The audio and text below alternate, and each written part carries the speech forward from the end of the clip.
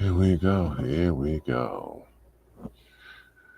Hello, everybody. Paul Greene-Dennis here. I'm back after there's a 2-week hiatus.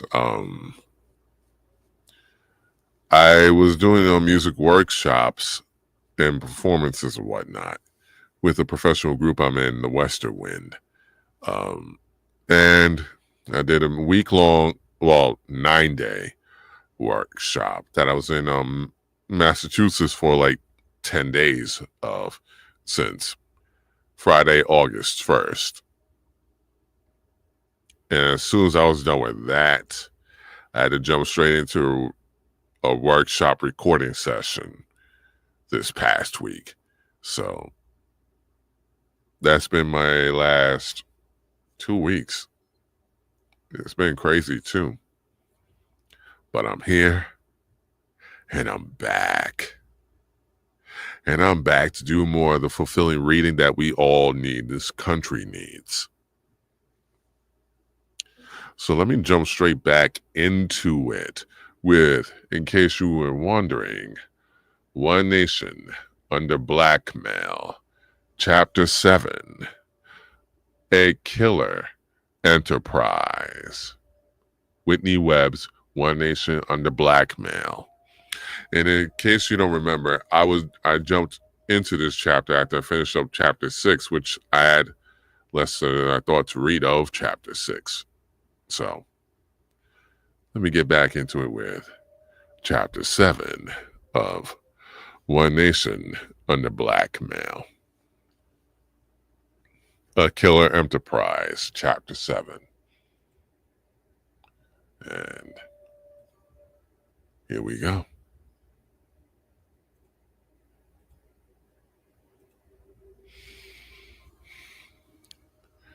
The next part that I'm about to jump into now. The structure of the enterprise. The basis for the enterprise was a company founded by Richard Secord and Albert Hakim in 1983 called Stanford Technology Trading Group International, STTGI. It was one of many similarly named companies that the pair had set up.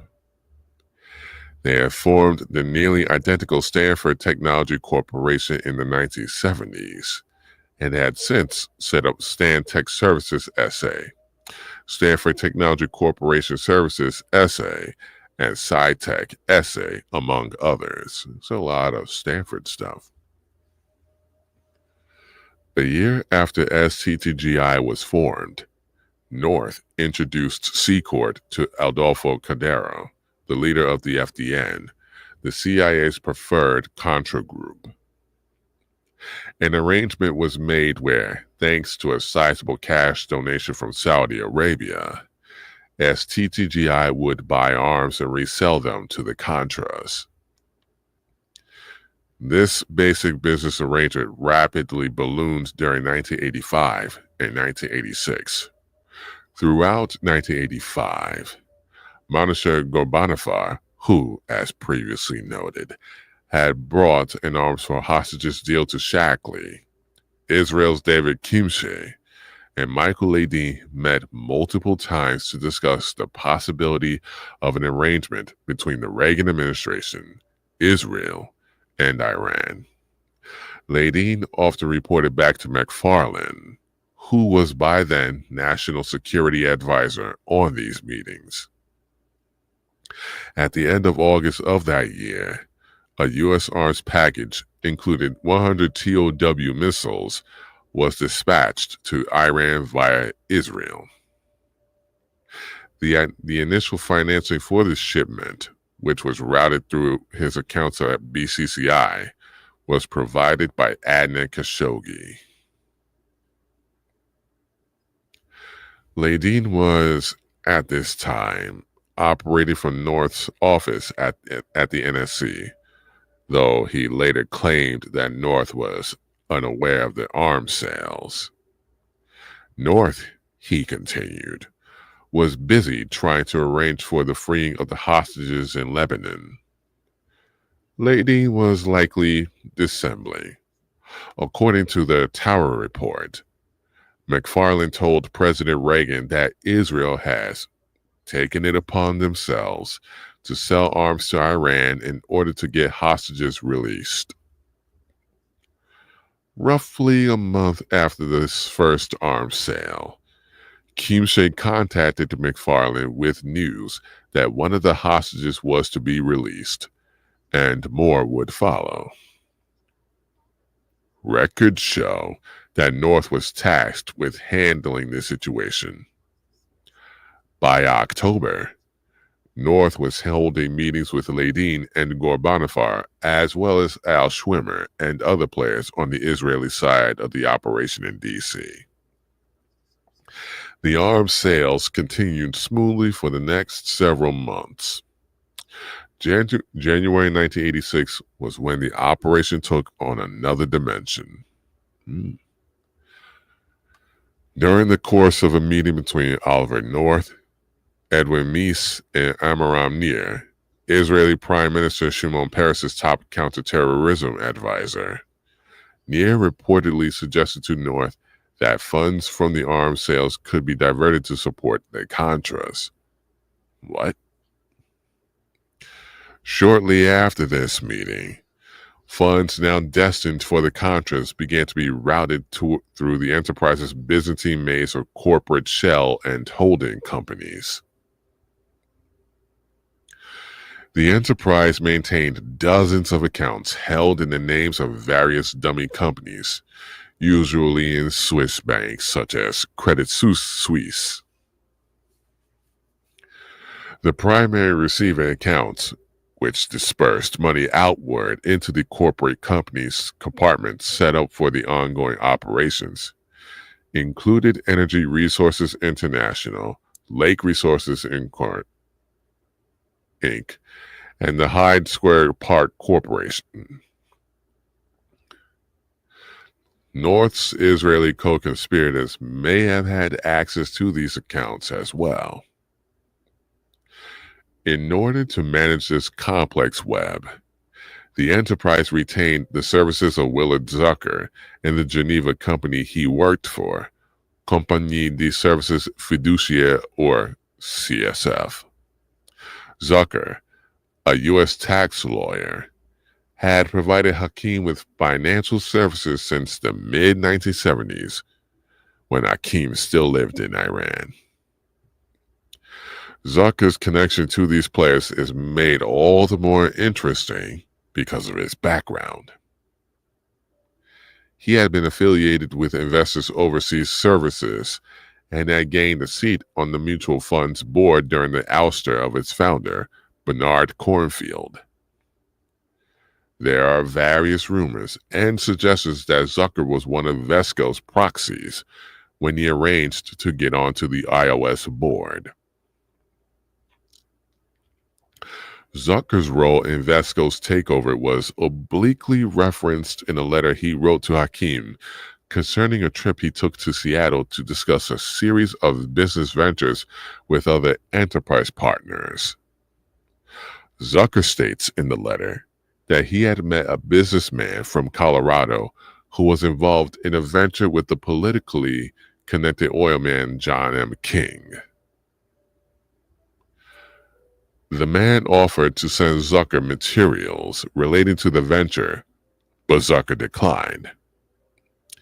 He added to Hakim that King hates my guts because I helped bring down King Resources, the Colorado corporation. iOS had been involved with King Resources in some oil and gas ventures in the late 1960s, while King Resources acted as one of iOS's biggest clients. King was close to Edward Coward, iOS's general counselor, director, and a member of its executive team. When iOS began to fall apart, Coward conspired to help King take control of the company from Cornfield. It was not meant to be. King failed, and his King Resources slid into bankruptcy, while Vesco, King's competitor, claimed the mutual fund.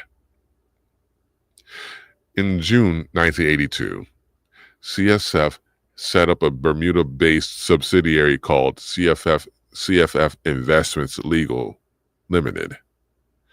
Legal work for this company was carried out by Conyers Dillon Pearman, one of the preeminent firms specializing in offshore finance, with outposts across the Caribbean, London, and Hong Kong. The firm's co-founder, Nicholas Bayard Dill, was a powerful presence in Bermuda politics. He and his law partner, James Pearman, were directors of Coastal Caribbean Oils and Minerals Limited. According to the National Security Archive's Iran-Contra chronology, Secord owned stock in this same company in the early 1980s. Later, when Contra support operations were fully underway, CSF Investments was used to acquire aircraft. The enterprise maintained numerous companies to manage the aviation wing of the Contra support operations. Southern Air Transport, SAT, the CIA proprietary airline utilized in the Contra airlift, was previously Air America, and before that, Civil Air Transport, worked closely with an enterprise dummy company registered in Panama called Alban Values Corp. David Rogers, a journalist for the Wall Street Journal, wrote that public records in Panama City list employees in the Geneva firm, CSF, as principals in Alban Values Corp. Roland Farina, an accountant at CSF, and Jacques Moussa, an attorney at the Swiss firm, are listed as principal officers in Alban Values, which was registered by a Panama City law firm, Quijano and Asociados, frequently used by CSF.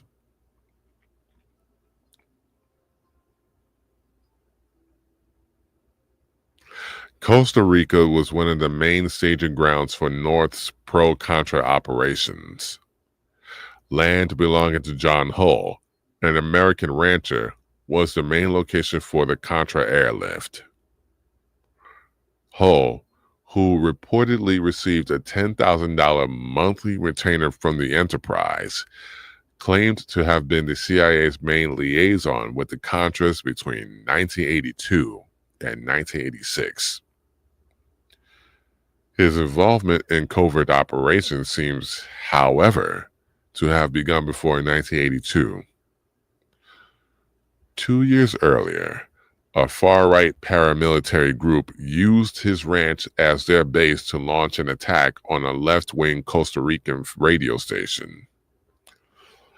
Hull was also reportedly close to the Free Costa Rica movement, that country's branch of the World Anti-Communist League. In frequent contact with Hull was Robert Owen, who had been selected by North to serve as his own liaison to the Contras. Owen, unsurprisingly, had ties to Shackley that went back to the Vietnam War, and through him he had met Neil Livingstone. Livingstone, as discussed, had been involved in Panama with Michael Harari, which opens the possibility that he may have been involved with Black Eagle. After Owen served a stint on the staff of Senator Dan Quayle, Livingstone recruited him to work at Gray & Company, the PR firm set up by Robert Keith Gray during his time away from H&K. Under the auspices of a PR campaign for the Contras, Livingstone set up a nonprofit organization called the Institute for Terrorism and Subnational Conflict, located in the Washington, D.C. offices of the American Security Council. What it was really designed to do, according to the congressional report on the Iran-Contra affair, was to act as an enterprise cut out to pay Owen for his work.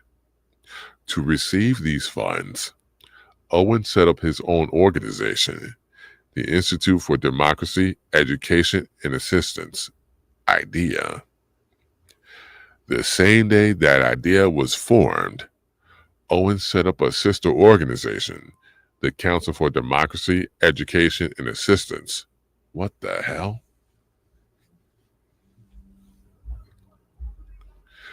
One of the council's directors, aside from Owen, was a retired Air Force general, John Flynn, who had reportedly been recruited by Hull to serve in that role.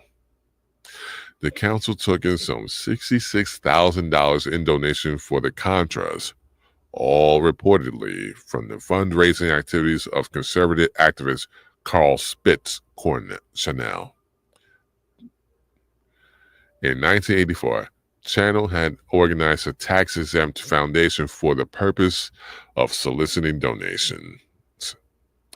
This foundation, the National Endowment for the Preservation of Liberty, was North's vehicle of choice for garnering private donations for the Contras and other worldwide freedom fighters being backed by the Reagan administration. Through the National Endowment for the Preservation of Liberty, money provided by wealthy donors courted by North and his associates, individuals like Texas oilman Nelson Bunker Hunt, Ellen Garwood, the daughter of a prominent New Deal era administrator, and prolific confidence man E. Trine Starnes, who would be flushed into an offshore banking system. Channel's partner was a PR man by the name of Richard Miller, who maintained a company called International Business Communications. Money from the National Endowment for the Preservation of Liberty would flow to International Business Communications, which in turn would deposit the money into bank accounts in the Cayman Islands under the name of IC Inc. IC Inc. would then move the money to enterprise bank accounts in Switzerland belonging to Lake Resources. Golly.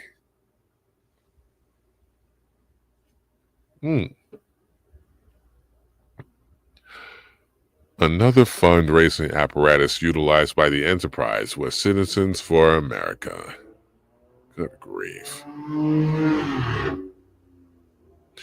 Founded by conservative activist Louis Lerman, Citizens for America was, for a time, run by the infamous lobbyist Jack Abramoff. Citizens for America's executives would met personally with President Reagan. The organization would reappear during the Franklin child abuse scandal in Nebraska, discussed in Chapter 10, as Lawrence King, the man at the center of the sexual abuse ring, was a board member of and donor to Citizens for America during the Contra years. By 1985, cracks in the Boland Amendment were forming, and the covert apparatus was ready to take full advantage of the opportunities at hand. Congress was still blocking lethal aid, but it authorized the State Department to move humanitarian supplies to the Contras. A special organization, the Nicaraguan Humanitarian Assistance Office, NHAO, was set up under the leadership of Ambassador Robert Dumoulin. From the outset, the NHAO was an extension of the enterprise. It provided money to Owen's IDEA, and Owen himself became an NHAO consultant. The CIA, meanwhile, recommended and vetted the companies that the office utilized to move the aid. This vetting process brought in a number of intriguing partners. One of these was the shrimp company Frigorífico Frigoríficos de Punta Arenas and its sister firm, Ocean Hunter. As previously discussed, Frigoríficos was found to have been footing the bill for the storage of Robert Vesco's aircraft in Costa Rica, and was itself run by representatives of the Colombian drug cartels. One principal of both companies, Luis Rodriguez, was found by the FBI to have been funding the Contras through narcotics transactions. Damn. At the same time that the State Department was unlocking funds for Frigoríficos and its principals were busy at work in the blossoming cocaine trade, North, Owen, and the rancher Hull were working closely with those behind Frigoríficos and the Ocean Hunter on developing maritime warfare capacity for the Contras. Memos written by Owen refer to Frigoríficos/Ocean Hunter ships being used as motherships for these operations. Incredibly, they also became a DEA person. They also reference a DEA person who might help with the boats.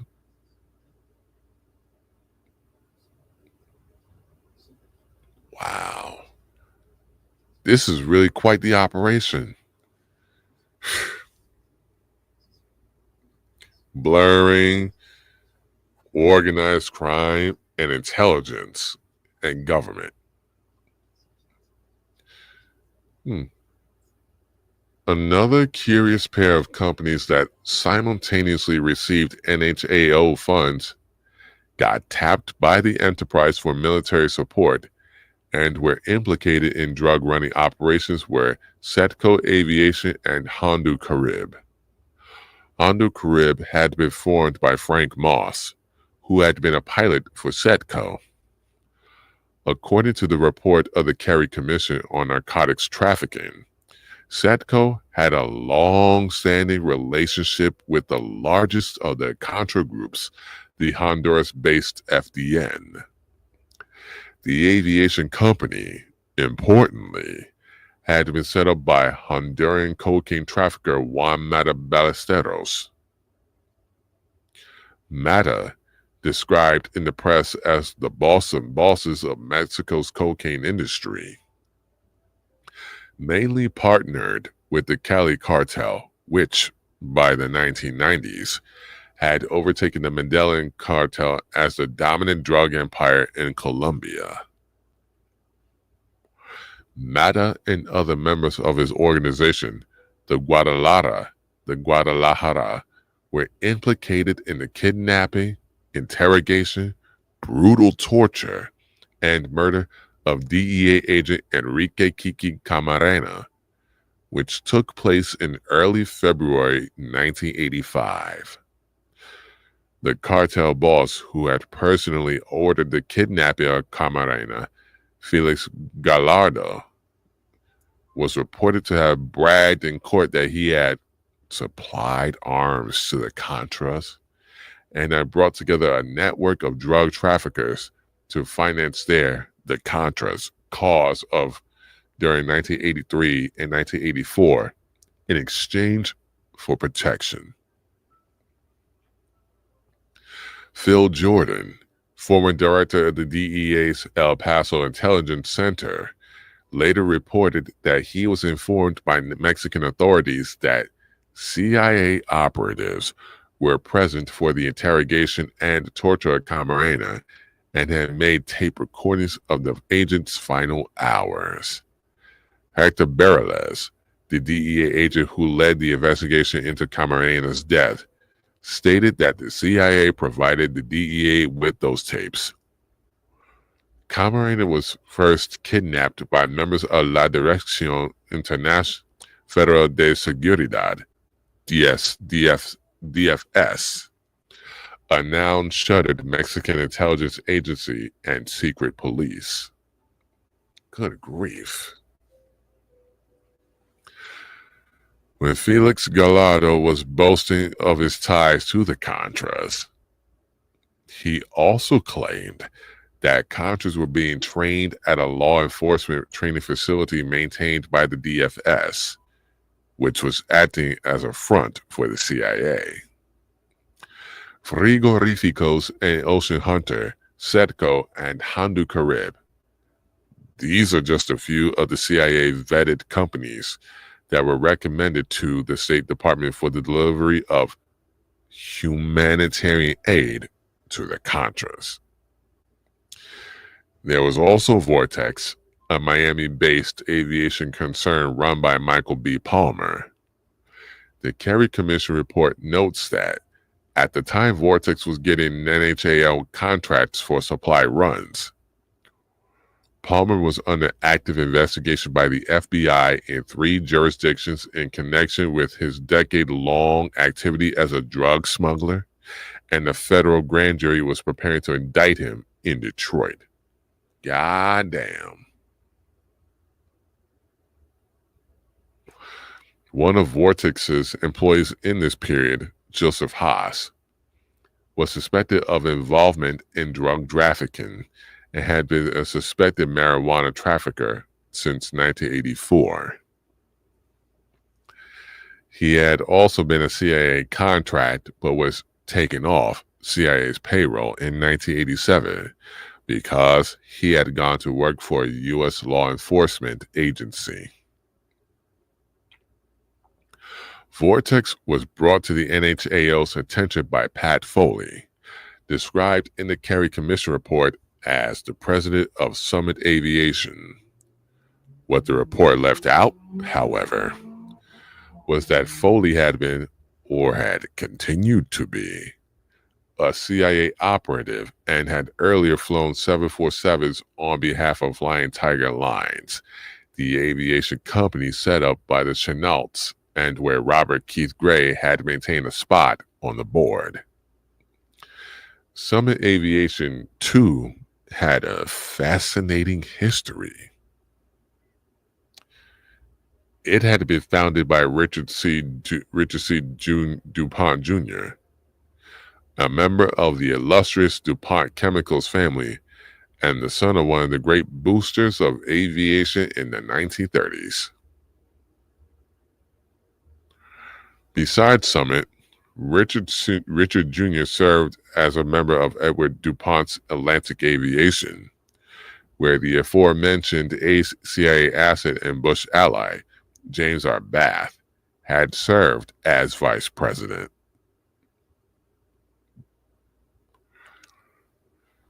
In September 1983, a Cessna 404 twin-engine propeller plane entered the airspace of the Nicaraguan capital of Managua and began a miniature bombing run. The aircraft was quickly shot down, and Sandinista authorities found that it had been dispatched from Costa Rica. A subsequent investigation in the U.S. press revealed that the plane had come from a company called Investair Leasing Corporation, headed by the former vice president of the CIA proprietary airline Intermountain Aviation. Before its doomed flight, it had been purchased by Summit Aviation, which had modified it with bombing capabilities and machine guns. Holy shit. Holy shit.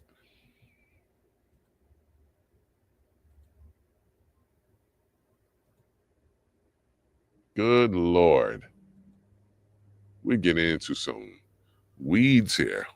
How did that happen? This is the next part. Singlaub and Geomilitech.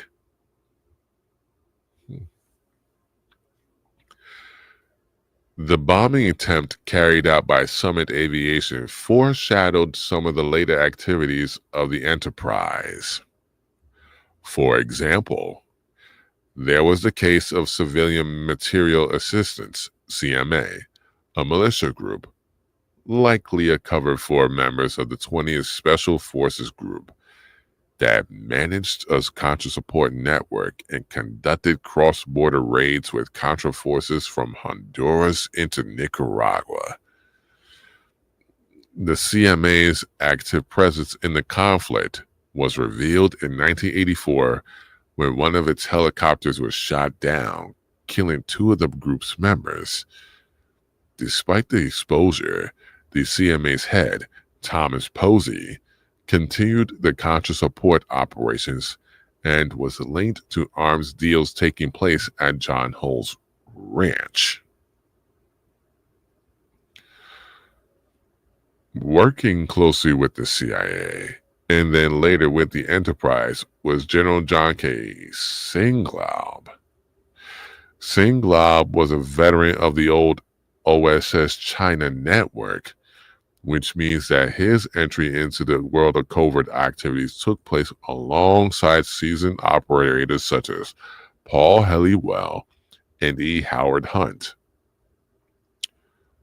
After the war, he continued his military career while serving as one of the CIA's clandestine warriors, popping up in special operations the world over. By the late 1970s, he departed from a high-ranking military position to protest Carter administration policies. It parallels the attitude of Shackley, with whom Singlaub was reportedly associated in Vietnam. During the 1980s, Singlaub headed the U.S. Council for World Freedom, the U.S. branch of global network of spies, criminals, Nazi exiles, fascist operators, and death squad leaders belonging to the World Anti-Communist League. By 1984, he was serving as the chairman of the league itself. Prior to this, some of the leading lights of the organization included Roger Pearson, an anthropologist who maintained ties to groups such as Willis Carto's Liberty Lobby. Another was Swiss attorney Pierre Schifferli, who was rumored to have been involved in arranging massive weapon deals for UNITA in Angola. When he wasn't arranging falsified end-user certificates for arms transfers or cavorting with a group called the Pinochet Foundation, Schifferli worked as one of the attorneys retained by Bruce Rappaport to represent the interests of Intermaritime Bank. The World Anti-Communist League and the U.S. Council for World Freedom were interlaced with a host of like-minded pressure groups, dark money fronts, private intelligence apparatuses, and closed-door meeting places. I'm reading this like this because I'm just like, whoa. I probably still like, whoa, because this book is a lot, but this is a whoa.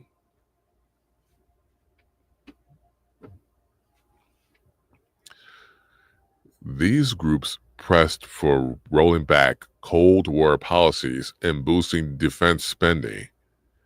More specifically, they pushed for the continuation and deepening of covert wars across the world, free trade policies, and other packages beneficial to multinational corporations, and the curtailing of civil and labor rights.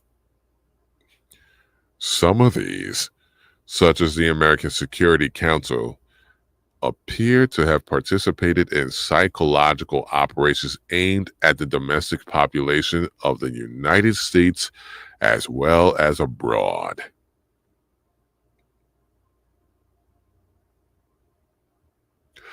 Others, this is some nasty work. Others, such as the Council for National Policy, helped broker the cozy relationship between evangelical Christians and the emergent New Right. High Frontier lobbied for the Strategic Defense Initiative, while the U.S. Strategy Council brought together intelligence operatives with representatives of the Unification Church to coordinate policy and public relations activities, particularly through the Unification Church controlled Washington Times.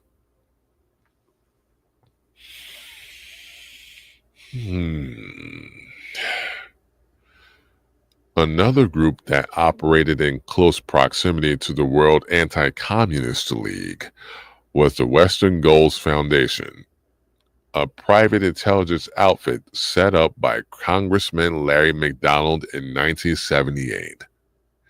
McDonald envisioned Western Goals as a clearinghouse, working in tandem with other private groups and law enforcement agencies to collect and share information on domestic groups deemed threatening to prevailing power structures. They engaged in propaganda via book publishing and, at one point, solicited funds to create a computer database on America's subversives. Honestly, Palantir. This was the precursor, sounds like the precursor to me, to Palantir.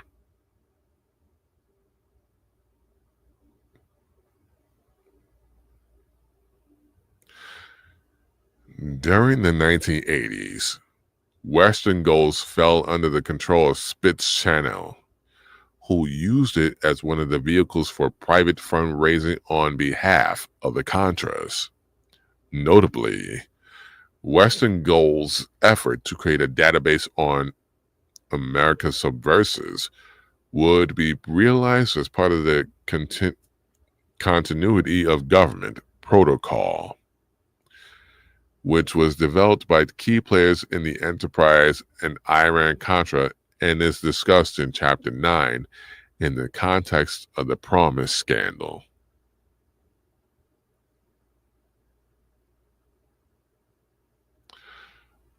A Western Goals letter from 1983 lists a number of intriguing individuals compromising the advisory board. There was John Singlob himself, as well as Admiral Thomas Moorer from the Nixon days. At this point, Moorer worked at both the American Social Security Council and HK. Another Western Goals advisor was Roy Cohn. A 1982 New York Times article states that Cohn joined the foundation after being satisfied that it had no ties to the right-wing John Birch Society, despite Western Goals founder Larry McDonald having been a John Birch leader, and Cohn's fellow advisory board member Roger Milliken having funded the society. I guess it just didn't matter. We don't want nothing to do with that right-winger, but your group is full of them from that organization. Strange. But anyway.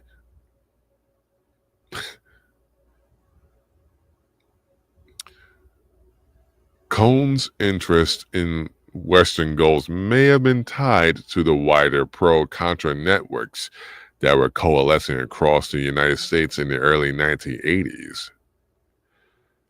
At the time, Cohn was serving as an attorney to his close friend, Rupert Murdoch. Woo-wee! Got a name drop that everybody's probably familiar with. Robert Perry has written that the two first became close due to their mutual support for Israel. You don't say. According to New York Magazine, whenever Roy wanted a story stopped, item put in, or a story exploited, Roy called Murdoch. After Murdoch bought the New York Post, Cohn wielded the paper as his personal shiv.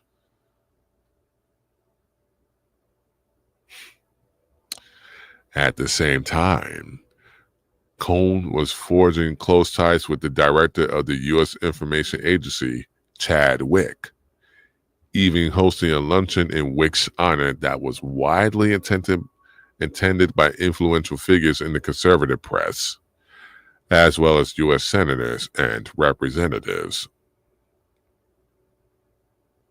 Soon after, then CIA Director William Casey was spearheading an extensive propaganda campaign to shore up public support for Reagan's Latin American policies, including support of the Contras. This domestic effort was technically illegal, which caused the CIA to outsource the job to the private sector. What makes you think they're going to stop CIA from doing anything illegal?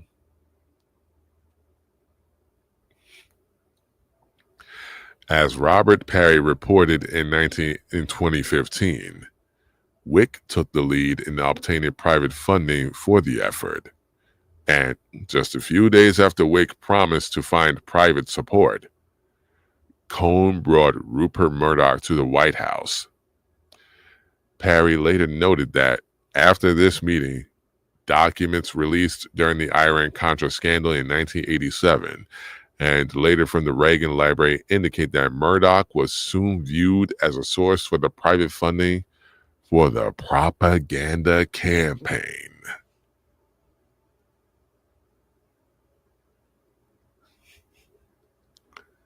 Holy shit.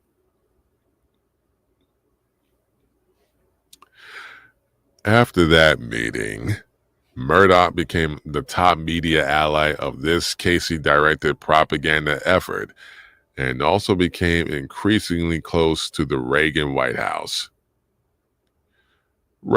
Murdoch, as a consequence, benefited greatly from Reagan's policies and his friendship with the administration, which allowed Murdoch to increase his U.S. media holdings and to create the Fox Broadcasting Corporation in 1987.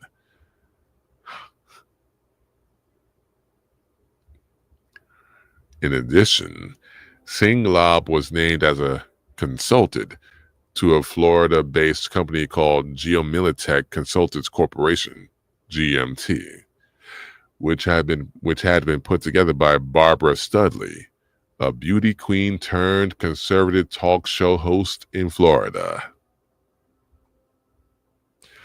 Studley had also operated as a lobbyist and had worked at the Pentagon. The National Security Archive's Iran-Contra chronology suggests that Studley may have even set up GMT at the behest of Singlab, as he was reported to have suggested to Studley that she start the company in 1983. GMT worked with various arms dealers to source and transport munitions to conflict zones such as Nicaragua and Afghanistan. Among the arms dealers it worked with were Ernest Weiner Glatt and sometime his partner, Samuel Cummings. Cummings, by way of his company Interarmco, was a longtime weapons merchant for the CIA. Cummings' brother-in-law was none other than Senator John Tower, who in December 1986 was tapped by President Reagan to oversee the initial inquiry into the Iran-Contra affair. This was a conflict of interest of immense proportions. In addition, Tower, at the time, was close to Robert Maxwell, who had his own role in the Iran arms deal of this period and was actively working for Israeli intelligence. Also, by this point, Maxwell had secured Tower a place on the payroll of Israeli intelligence. It is not surprising, then, that GMT had extremely close ties to Israel. The outfit's executive vice president, Ron Harrow, was a veteran of the Israeli Air Force who specialized in tactical cargo and light and early warning aircraft. He managed GMT's overseas offices, which were conveniently located in Tel Aviv. A sister company to GMT, Global Technologies Limited, was also stationed in Israel and was overseen by Joel Arnon, an Israeli diplomat and military officer who was also a vice president of GMT. Global Technologies was located in Tel Aviv's Asia House, a striking Bauhaus-style building that housed various diplomats and embassies. Asia House had been owned by the Israeli billionaire Shaul Eisenberg, who, as mentioned in Chapter 3, you're welcome. I'm learning and spreading.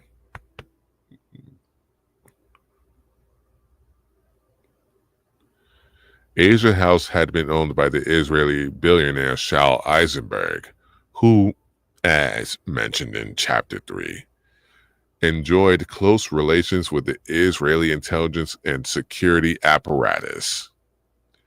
In addition, GMT's Israeli offices utilized the banking services of Israel Discount Bank.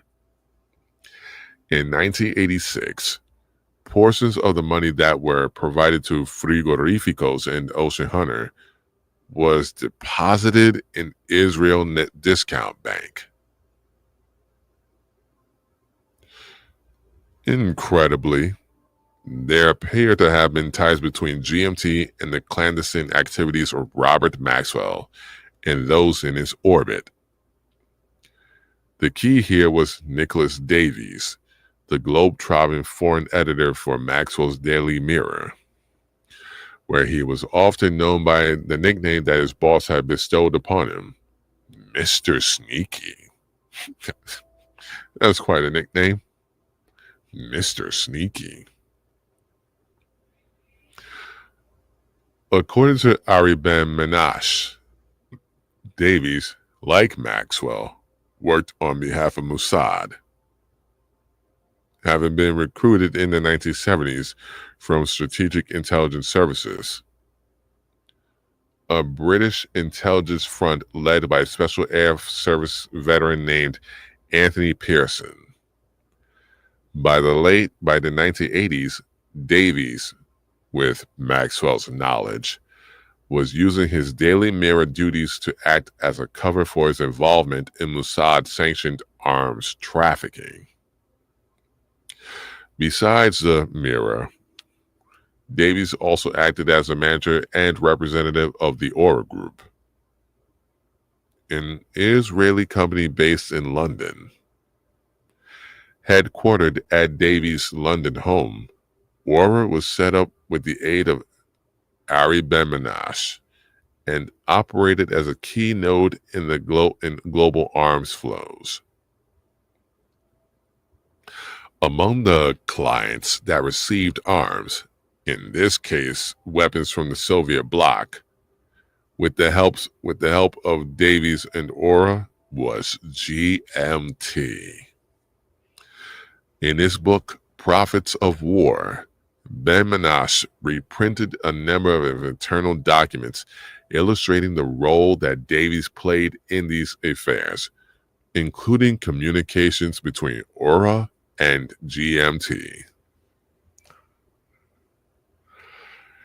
Davies vigorously denied the allegations made by Ben Menash, and the Daily Mirror made a number of counter-allegations, including the charge that the documents in question were forgeries. Another contested claim was that Davies had traveled to Ohio to meet with arms dealers. Davies went out of his way to claim that he had never been to Ohio, yet this was quickly proven to be false by various journalists.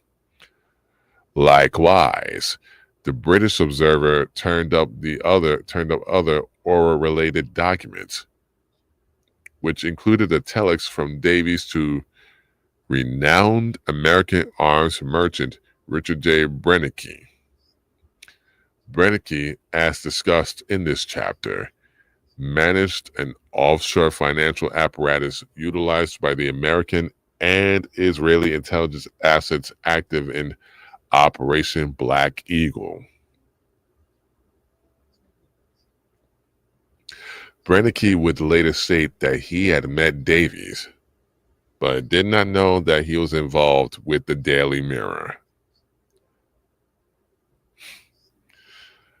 Like all other shadow companies and strange entities that surrounded the enterprise and Robert Maxwell's broader network, GMT was involved with the complicated world of offshore banking.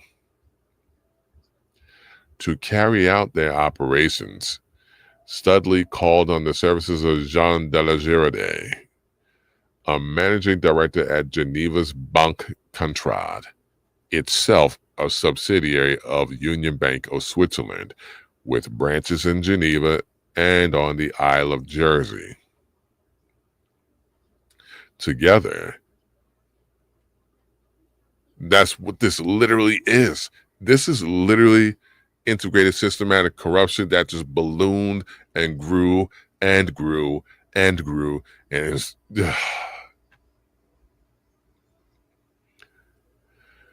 together, Studley and Girardet set up a company called Consulencia Limited.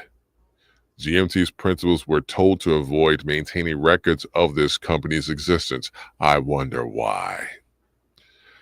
Consulencia is just one of the many enduring mysteries of this intricate web. While GMT's Consulencia was set up in 1984, Robert Vesco stated that when he was looting iOS, he utilized the Consulencia sub of Banque Contrade in 1970. In summer 1985, GMT was involved in the acquisition of arms on behalf of the Contras. According to the chronology published by the National Security Archives, Studley and Singlop arranged a $5 million shipment of AK-47 and RPG grenade launchers from Europe to Honduras on board a 15,000-ton Greek frag freighter.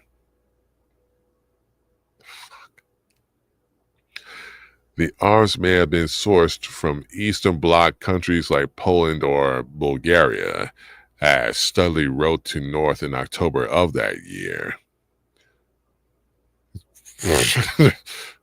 Well. The arms may have been sourced from Eastern Bloc countries like Poland or Bulgaria, as Studley wrote to North in October of that year, vociferously complaining that another arms dealer, Mario Dell'Amico, who was associated with the Florida arms dealer Ron Martin, was essentially horning in on their sources of Soviet-style armaments. Several months after the October letter, in late December 1985, Studley and General Daniel Graham, the vice chairman of Singlop's U.S. Council for World Freedom and a close associate of CAUSA, the political arm of the Unification Church, attended a meeting with CIA Director Casey. An unnamed CIA officer who was present at this meeting was asked by congressional investigators if the meeting had involved a discussion of a complicated three-way trading scheme developed by GMT as a means of sustaining finances and equipment for covert operations. The investigators described this scheme as a circular arrangement in which a trading company would be established to supply freedom fighter movements, which Congress was unwilling to support for one reason or another. Israel would sell certain things, military equipment, to the People's Republic of China, who would supply Soviet arms, which would then be brokered. Israel would be benefited by the United States through a high technology support or other compensation.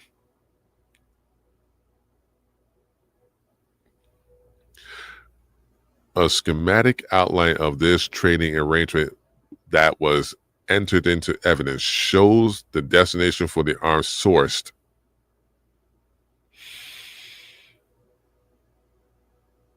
Yeah, I, yeah. A schematic outline of this trading arrangement that was entered into evidence shows they would go to U.S.-backed rebels in Afghanistan, Angola, Nicaragua, and Cambodia. GMT, in other words, was proposing the creation of a multinational economic arrangement that would bind together the U.S., Israel, and China through a series of credit extensions, technology transfers, and arms deals. It is quite possible that this was the ultimate plan for what the enterprise was intended to become, though the official narrative holds that this arrangement was never completed. It seems clear that certain elements of the plan did go into motion.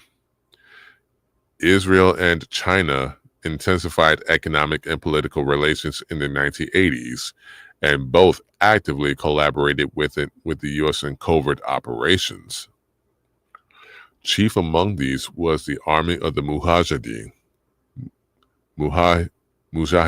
in Afghanistan. Jeffrey Epstein was later alleged to have been involved in such arms deals, specifically those involving the Mujahideen. It appears that he may have facilitated major facets of something very similar to GMT's U.S.-Israel-China plan in collaboration with members of the Clinton White House, Chinese weapons firms, and Southern Air Transport in the mid to late 1990s. More on this in Chapter 17. GMT's other claim to fame was that it appears to have been involved in some of the very first arms deals with Iran, ones that predated the enterprise's formation but took place alongside the CIA-Mossad relationship during Operation Black Eagle. The plan was a swap. Trade 200 tanks for Iran's U.S.-built F-14 fighter aircraft, which had been sold to Iran in the 1970s. Per this plan, Israel would have served as a cutout for the tanks. It is quite possible that the scheme originated on the Israeli side of GMT. According to Alan Block, it was the first thing that Ron Harrell had been involved with when he joined the company. It is also possible that this laid the groundwork for later arms for hostages arrangements. GMT worked closely with Israel Aircraft Industries, IAI, a major defense contractor for the Israeli military discussed previously in Chapter 3. The founder of Israel Aircraft Industries, Adolf Al Schwimmer, had been heavily involved in weapons arrangements with Iran during the rule of the Shah, and these arrangements had continued in secret after the Islamic Revolution. According to many press reports, it was Schwimmer who first concocted the idea to trade arms in exchange for the attempted release of hostage William Buckley. Good grief. Wow. GMT is well involved in this. Now to the next section of this chapter. Edmund Safra's funny bank. Let's find out what makes this a funny bank.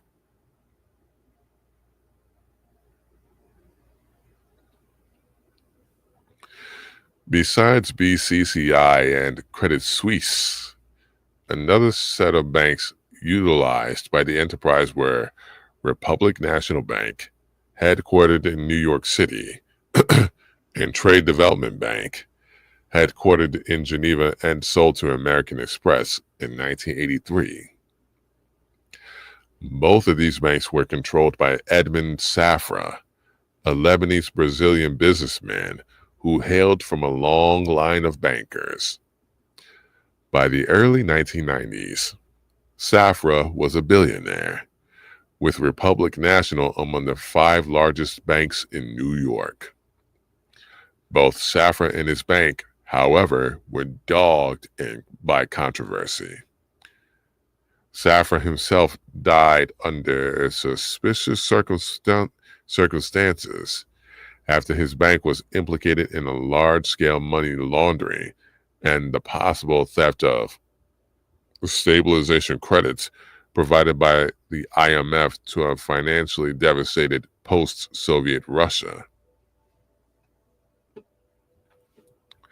A decade earlier, Republic National Bank was named but never indicted as having participated in a money laundering network called Lamina, which was the subject of a sweeping federal investigation called Operation Polar Cap.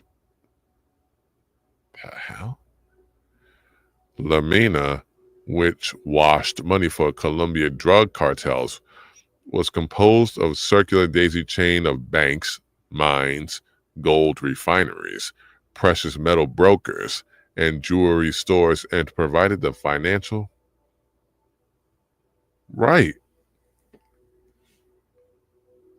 For real. History repeats itself. Well, it's repeating itself. Lamina, which washed money for Colombia drug cartels, was composed of circular daisy chain of banks, mines, gold refineries, precious metal brokers, and jewelry stores, and provided the financial infrastructure for airplane manufacturers and fixed base operators, as well as aircraft used to ferry drugs. Unsurprisingly, one of the banks that factored into the Lamina daisy chain was BCCI. Elsewhere, Safra's Trade Development Bank did business with loyal customers of BCCI, such as Altaf Nazarali, a high flyer in the world of securities fraud. Trade Development Bank and Republic National Bank are discussed in the 14th chapter of the Congressional Report on Iran-Contra. There, Republic National is described as having handled many of the enterprise's wire transfers. Besides these sorts of transfers, the bank was further involved in a clandestine cash delivery system that took place outside bank channels. Nam Morabia, an officer at Republic National's International Division, her husband, Elliot, and their son, David, were utilized by the enterprise's money manager, Willard Zucker, to make cash drops to Hakeem Secord and others on their behalf. Zucker would contact the Morabias with the amount required and tell them which individual the money was intended for. Then that amount was deposited in an account at Trade Development Bank under the name Greene-Dennis. Sometimes the money drops would take place at Republic National Bank itself. On at least one occasion, Robert Owen received $7,000 from Arabia at the bank in New York City. Nam Arabia's FBI 302, i.e., summary of the FBI's interview with her, states that she had known Zucker for approximately 8 to 10 years, and that his account at Republic National was already established when she began working in the international section. She added that CSF maintained accounts at Trade Development Bank and that Safra had contact with Zucker in Geneva. She was not able to identify to the FBI, however, any potential business relations between Safra and Zucker, although she made clear that she assumed that such business actually did take place. Yet there were direct business relations between Republic National and CFF. It is so crippling. Like, this is mind-boggling. The amount that they never want you to know. And then when you even start to know what's going on, even just a morsel of it is just crazy. And there's so much of it. It's insane. Government is organized crime.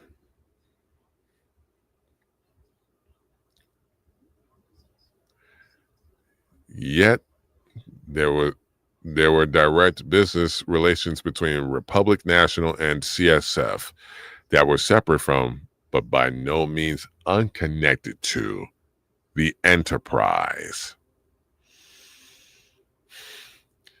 In the summer of 1985, for example, CSF organized a Geneva-based company on behalf of Republic National called Republic New York Corporation Air Transport Services, SA. The purpose of this company was to maintain a private aircraft on behalf of Safra's bank. At the end of 1985, the ownership of the plane was transferred out of the CSF-managed company to a Swiss aviation called Aero Leasing SA, which continued to maintain the plane on behalf of Republic National. The hell? Aero Leasing was one of the aviation companies contracted by the enterprise to ferry personnel around the world for various purposes.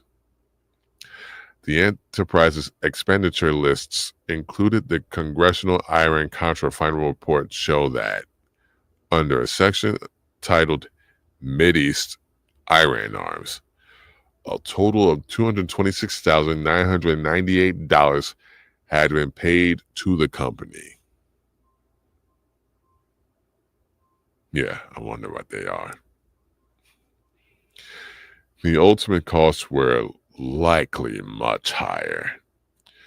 In his testimony, Secord stated, "We owe an aero leasing firm in Europe, I am told, about $60,000, something like that. We still owe this firm Southern Air Transport here in the United States quite a bit of money. I think it is something just under $100,000. We can't pay them." Gordon Thomas. Yeah, I know. Gordon Thomas, in his biography of Robert Maxwell, states that Safra and Maxwell had enjoyed a long-lasting friendship. They particularly enjoyed, Thomas writes, dining on board the Lady Ghislaine when the yacht berthed opposite Sarah's home in Monte Carlo. Their relationship was not all pleasure, however.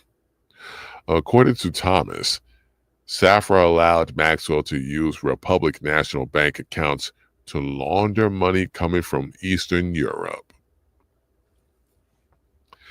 When Maxwell was active in the Eastern Bloc, his primary base of operations was Bulgaria.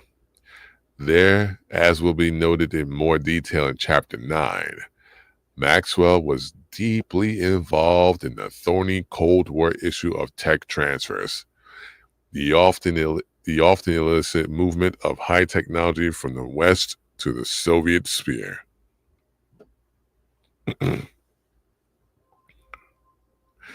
This likely brought him into contact with Kintex, a state-owned trading company that had been organized.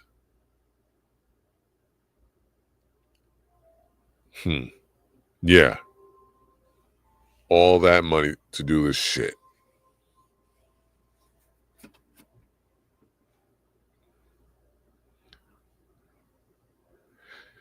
This likely brought him into contact with Kintex, a state-owned trading company that had been organized by the Darzhavna Sigurnost, the Bulgarian intelligence apparatus that was closely aligned with and ultimately answerable to the KGB. A CIA report on Kintex said it was a central coordinator of smuggling activities, with a clandestine charter to facilitate smuggling for Arab and Balkan drugs and arms traffickers and to collect items of science and technology interest in the West. Kintex was more than willing to deal arms to right-wing insurgencies as much as left-wing ones, with clients including those who opposed Soviet-backed forces. These included the Christian Phalangists of Lebanon, the Grey Wolves of Turkey, and even the Contras of Nicaragua.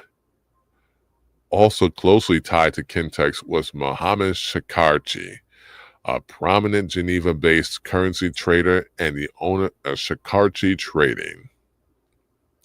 Shakarchi, who from his offices near the Zurich airport ran the most sophisticated currency exchange and commodity trading operations in Switzerland, and courted state officials in Soviet-allied Bulgaria while being, at the same time, involved in the CIA's covert support for the Mujahideen in Afghanistan. Between 1981 and 1989, a CIA-front company called Argent purchased millions of dollars worth of rare currencies from Shakarchi, which were sold to raise money for the rebels. We don't have money for universal health care or health insurance or education, but we got money for all of this arms dealing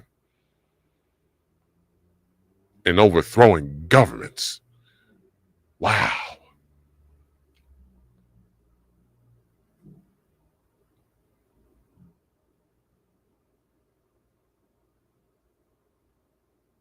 Good Lord have mercy. Lord have mercy.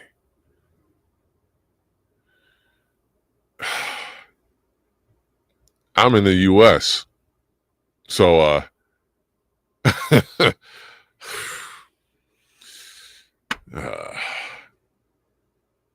hold on, wait.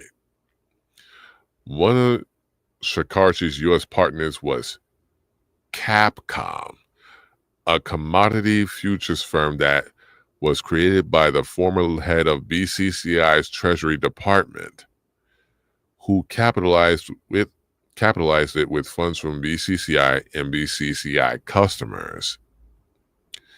This wasn't the only familiar face engaging in funny banking with Shakarchi. A classified DEA report stated that Shakarchi's currency exchange services were utilized by some of the world's largest trafficking organizations to launder the proceeds of their drug trafficking activities. And that part of his network included accounts at Safra's Republic National Bank. Mohammed Shakarchi's father, Mahmoud, was reportedly close to Safra. Safra's name can also be found in Jeffrey Epstein's contact book, though the banker's last name is misspelled as Safra with 2 F's. There are 2 phone numbers listed for Safra and no addresses. Another individual in the book with ties to Safra, albeit through a rather circuitous route, is Michael de Picotto, who had 5 phone numbers listed in Epstein's contact book, has been associated with Engel and Volkers, the massive German real estate company, and since 2020 has served on the board of Aston Martin. Oh, shit.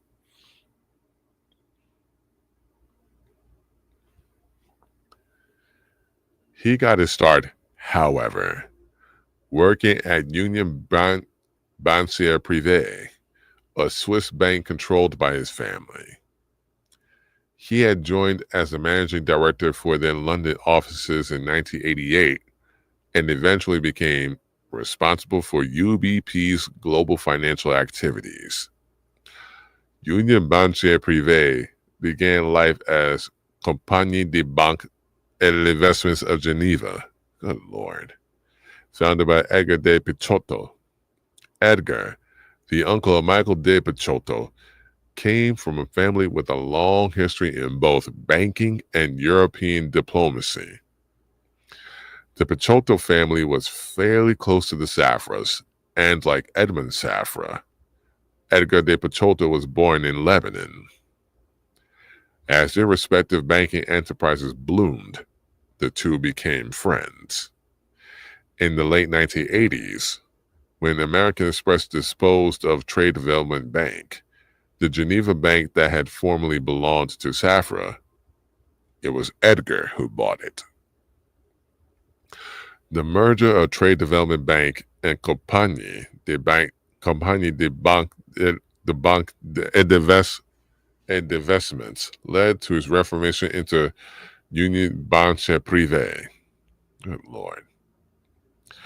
Edgar de Picotto was also, according to SEC filings, a member of the board of advisors to Quantum Industrial Holdings, a division of the complicated investment network of, George Soros. Quantum Industrial Holdings held the majority of the shares of Quantum Industrial Partners, one of the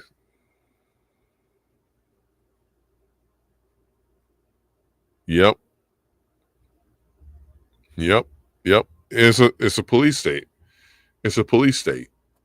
Just like here, it's a police state.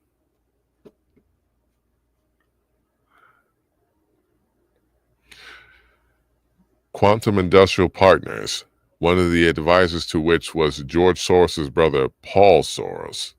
Paul's son, Peter Soros, appears in Epstein's Black Book with addresses in New York City and London and 10 phone numbers. Fuck you need all those numbers for? I wonder why.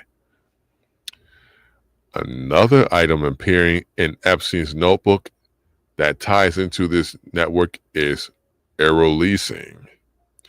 Both of Epstein's books contain lists for the aviation company for both its Geneva and Zurich locations. There's still like 50 plus pages to go in this chapter. I'm going to pick it back up tomorrow because this is insane. Just sitting on the information I just read alone in this part of the chapter.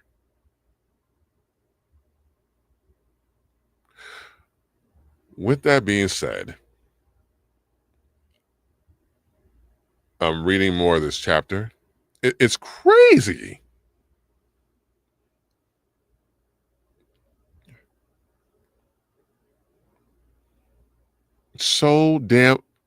Countries are so damn corrupt. It's insane. I don't ever want to hear we don't have money for healthcare and education again when we spent this amount of money for this shit. The duopoly, the uniparty. has created this police state for this shit.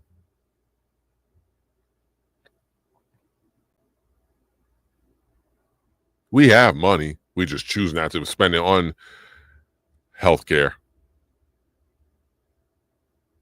But you know what? I'm going to continue the next portion of this chapter tomorrow at 7 p.m. tomorrow. With that said, hopefully you have a great Sunday.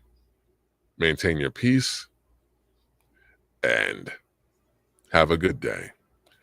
Paul Greene-Dennis out, and I'm back with more readings after a 2-week hiatus. Enjoy the rest of your Sunday. Learn more and keep your peace. Have a good night.